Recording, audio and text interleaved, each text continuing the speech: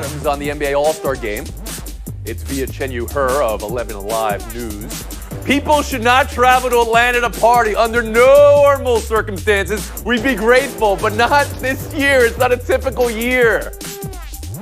I have shared my concerns related to the public health and safety with the NBA. We're in agreement this is a made-for-TV event only. Woo! Jackie McMullen, first to you. How does that strike you? Well, she finally said out loud what the NBA probably wished she didn't say out loud. It's a made-for-TV event. We know that. Here's the danger, and she's hit on it. People will come. You have an all-star game, people will come. You tell them there's not going to be any sanctioned parties, there are some people that will still come. I don't know if the mayor has the jurisdiction to tell all the businesses, don't have any all-star banners in your bars or in your restaurants. But let's pretend this event isn't happening in our city. Obviously, that's going to be hard to do. So if the mayor of Atlanta has sounded the alarm, we already know LeBron has, and Giannis has, and Kawhi has. If that wasn't enough, I don't think this game is going to be stopped, Tony. It's going to happen. We've discussed why, the TV revenue that comes along with it. But also keep this in mind. We've talked before about players saying, I don't want to do this. I mean, I'll go if I get picked, but I really don't want to go. Remember, who's sharing that money with the NBA? The players are.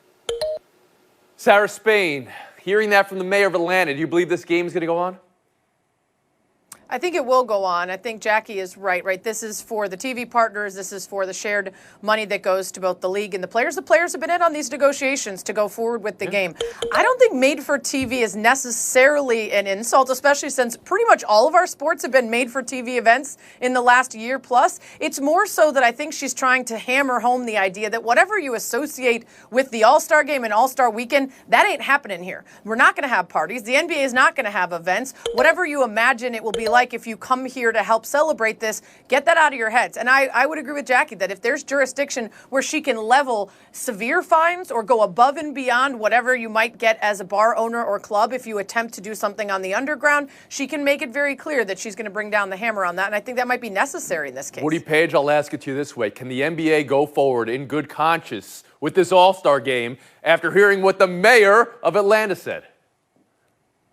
Of course not, but they will. They'll go on with this game, even though they shouldn't. And in regard to what Sarah was just talking about, having grown up in the South and spending a lot of time in Atlanta, the people are going to show up, Sarah, and it's going to be like what happened in Tampa after the Super Bowl. They're not going to wear masks. They're going to party. Guess what? No matter what the mayor and the city council in Atlanta say, people are going to come to party anyway. I don't know why in the world the NBA wanting to make it a made-for-TV event. They had one. They had the playoffs in Orlando. Why didn't they take all those players back down there and say, we'll just have all the events right here with nobody and make it for TV? If it's for TV, why are you in Atlanta? And Clinton Yates.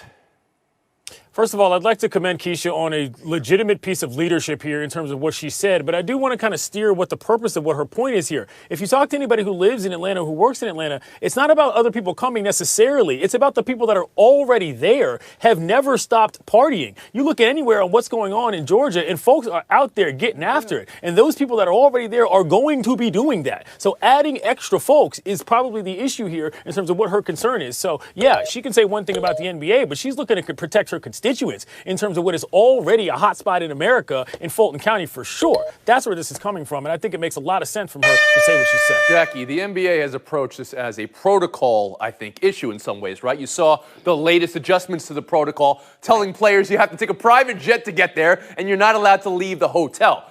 But once again, I'll ask you, hearing this from the mayor of the city hosting it, could they, in good conscience, move forward here?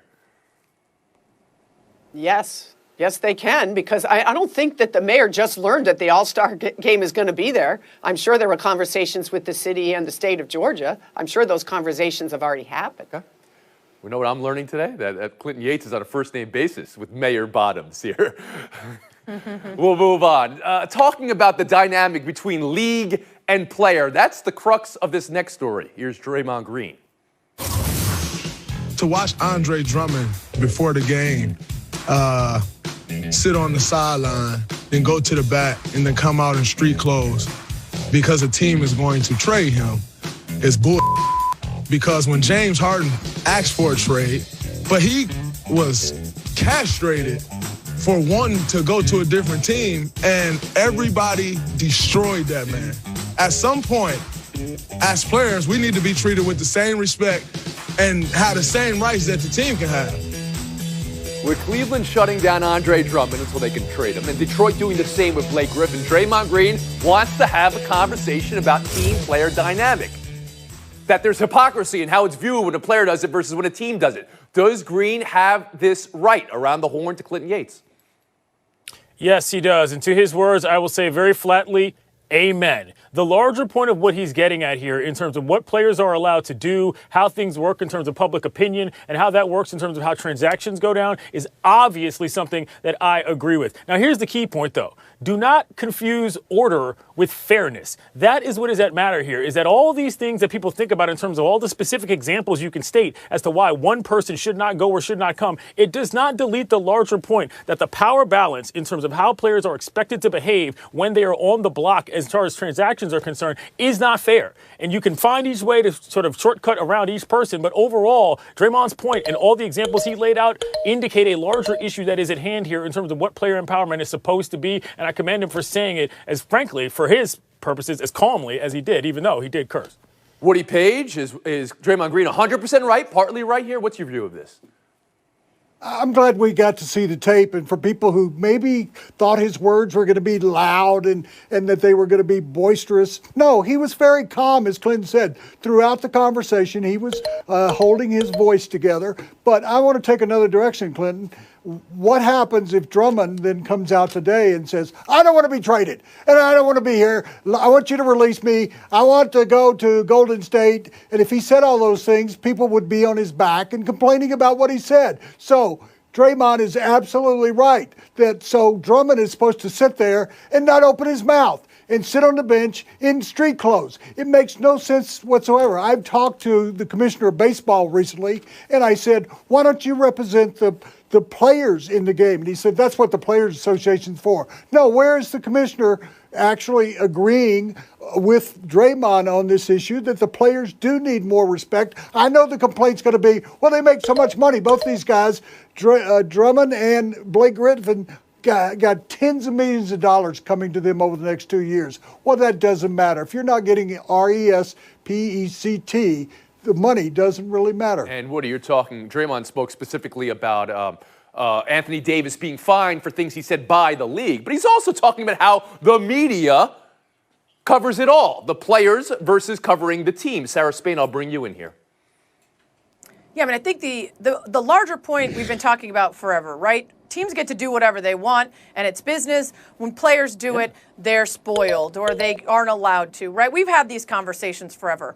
I think the next level is to understand the importance of player empowerment without forgetting that sports relies on multiple players, a coach, a GM, an owner, a staff, right? This isn't an individual event. So if a player like James Harden signs a contract and that team plans for the next 4 years based around the idea that he has committed to them for that 4 years, then everyone else that they sign and every other move they make and how much money they put in is all reliant on believing that he's going to be true to that deal. When he changes his mind, that is his right to move his talent where he wants, but people can be critical of the decisions he's made leading up to that have dictated throughout what that team will do to make things best for him.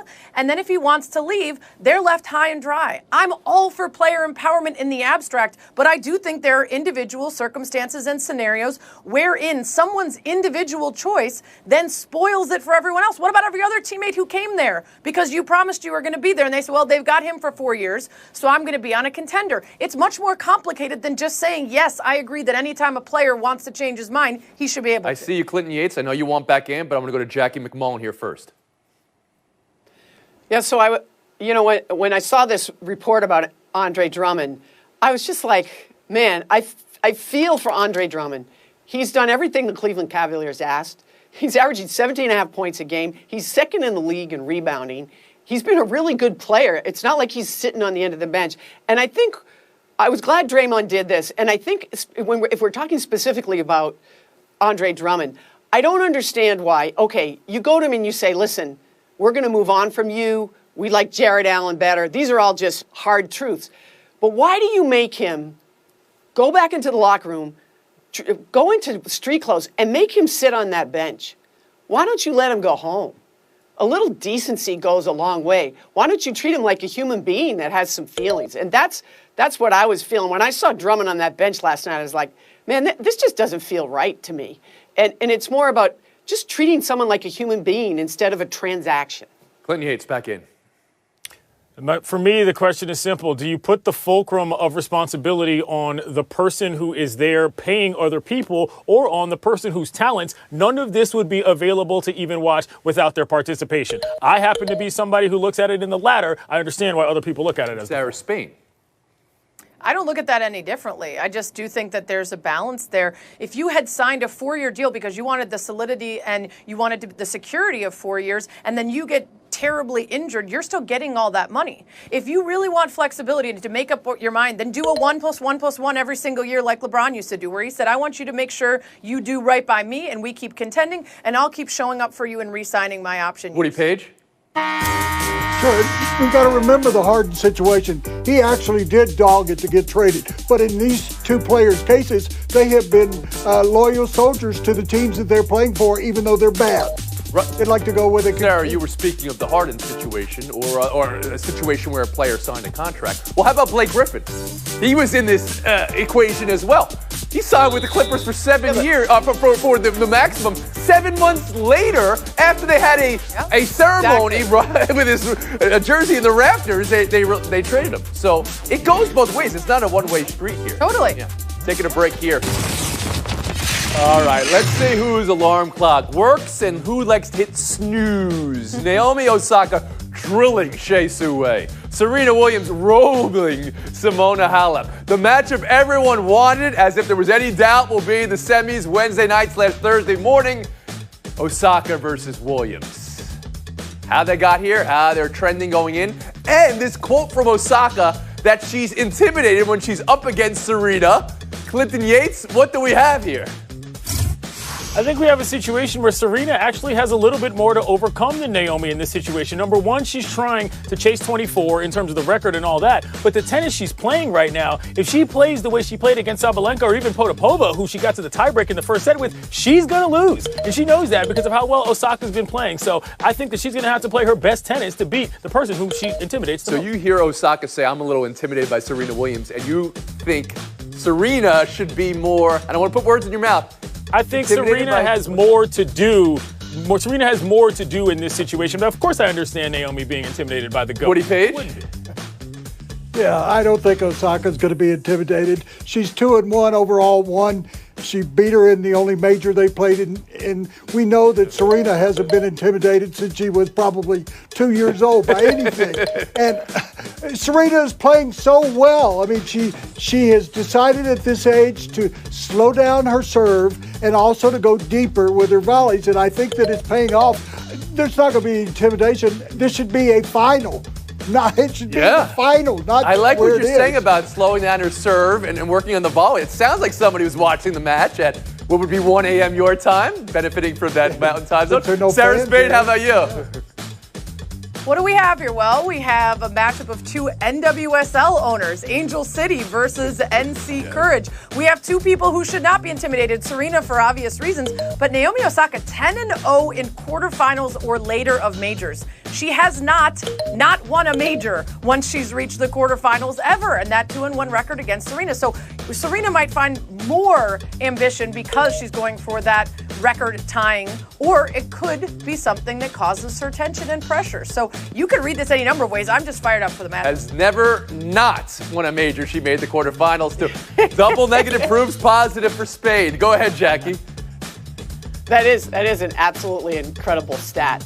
I just look at the two of these, and I don't know, maybe you guys thought of this. I keep thinking of like Tom Brady and Patrick Mahomes, to be honest. The next great, wonderful person who could be the greatest of all time before she's done, Osaka. She certainly has the makings of it, but standing in her way is someone that's been there before, that knows what it takes. I can't wait to see this match either.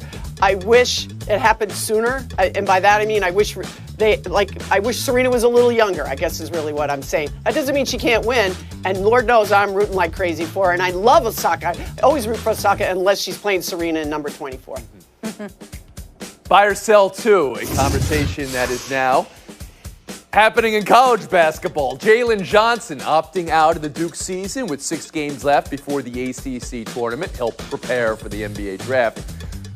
But the conversation in college basketball's world right now and how it responded is part of this story. John Rothstein, quote, with 3 weeks left, isn't opting out, it's quitting. Jeff Goodman, quote, off-court issues, end quote, between Johnson's camp and the Blue Devils. Woody, let's start here. How do you consider a player leaving with 6 games left? Well, I know this is called buy or sell, but I am going to accept if he wants to opt out. 19-year-olds are not quitters. The guy is concerned about his future. He's not getting paid. It's in a pandemic. They are meaningless games. Duke is not any good this year.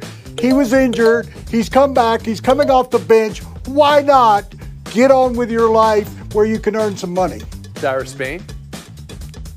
I agree. I think it's his right to step away, even if it's disappointing to the coach and teammates. It's also the right of NBA teams to look at his record in high school and college and decide for themselves whether they should be concerned about his decision-making. What's not right, and I've heard, is people saying this is going to end up like bowl games where we're going to ruin March Madness. That system has been broken and continues to be broken, so if players want out to make themselves money instead of you, then fix the system. Don't criticize the players. So you're buying this as a former college athlete. Jackie McMullen, you also a former college athlete. How do you hear a player leaving a team with 6 games to go? So I don't love this because I do believe in staying through to the end with your team, your teammates, your coach, and all of that. But if we're talking about business, and that's what we talk about in sports all the time now, this is a business decision. Just like we were talking before about teams making a business decision, the player has a right to make one as well. And that's what he's done here. He had some sort of injury. Our guy says he's ranked as the #1 small forward in the draft. He's still going to get drafted pretty high regardless of this. Glenn Yates. There's a pandemic, he's injured, the team's not that great, and he wants to go pro, but he's going to go top 10. There is nothing at all to sell here. Reminder, Kyrie Irving played 11 games for those exact Duke Blue Devils. You believe, much like the Draymond conversation we had 5-10 minutes ago, that the player is getting too much heat here, being called a quitter, Jackie McMullen. Yeah, I do to some degree. Now, I don't know this player at all. I don't know the ins and outs of his the deals with the team, but he's made a decision. He's gambling on himself. So it's all about what he's going to do in the future. He's gambling on himself. It wasn't too many weeks ago his coach, or former coach, I guess at this point, Coach K had said there shouldn't be an NCAA tournament. There shouldn't be a season going forward. Well, that's because he's not going to be in it. Sounded like he wanted to opt out at some point. Jackie McMullen, Glenn Yates, that'll be the last word. Woody Page, Sarah Spain. Showdown in 2 minutes. Showdown 1 is a visual daily double. You ready? There it is. That's the visual. Bradley Beal ball retrieval service. This is what the NBA's leading point scorer is doing with his life in Washington this year. Does Bradley Beal ball retrieval service get your business, Woody Page? My dad always said to me, son, the more you can do, he just proved that he can do even more off the court than he can on the court. He should sell the bottom of his shoes, though, to some sponsor. I mean, Russell Westbrook should have been under there, not the guy who's been repping this team. I thought maybe instead of looking for a ball, he was looking for more than the 8 wins they have this season. Any wins under there? Any W's under there? He found you said it was Pennywise, which I see. It's also a little Wizard of Oz, because it's like the house falling on top of a witch or a wizard in this case. We'll move on. Yeah. Showdown 2 audio daily double. Let's take a listen to this. You can just walk right into Fenway Park. We're on the baseball field right now. We're Fenway Park. This is like worldwide known for baseball. Police investigating 2 individuals who snuck onto the field at Fenway Park. Is this conduct becoming, if you do in fact sneak into a ballpark, is it conduct becoming, Sarah? Well, first I was going to say I'm outraged that it's that easy to get into Fenway, but I am far more outraged that guy was taking swings on the pitcher's mound. Has he even seen a baseball game? Oh, what are we Sarah, doing? Weren't you impressed with his swing, though? I think the way the Red Sox are going with their players, they should sign both of these guys to 3-year contracts and actually put him at the mound. I don't think I heard a Boston accent in there. I don't think I did. It seemed like they were maybe from out of town a little bit. 30 seconds of FaceTime. Woody Page. Incredibly good news today. For those of you that have been keeping up with the young girl who was injured in the crash that happened just before the Super Bowl, and we know that story, but Ariel Young has been in a coma since the Super Bowl. Well, last night, she came out of the coma, and we've got to be excited about that news and the direction you're taking. But here's a final point for all of you. Get involved with GoFundMe. People have already raised $500,000. Let's take care of all that family's health problems and issues.